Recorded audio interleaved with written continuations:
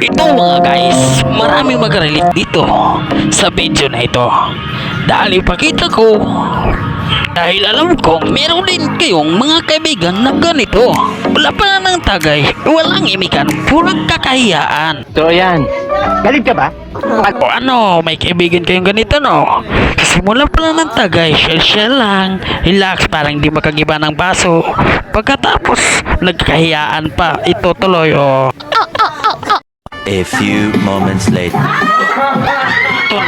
Ito na sinasabi ko sa inyo, di ba? O, wala na, lalabas ng totoong kulay.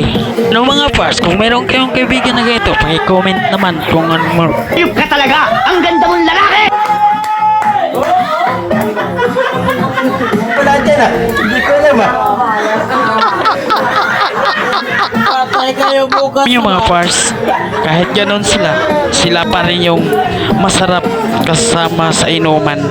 Dahil sila yung nagbibigay ng saya, katuwaan, jam-jam. At minsan mo iba nga, naghahanap pa ng gulo pero sa mga ganitong kaibigan.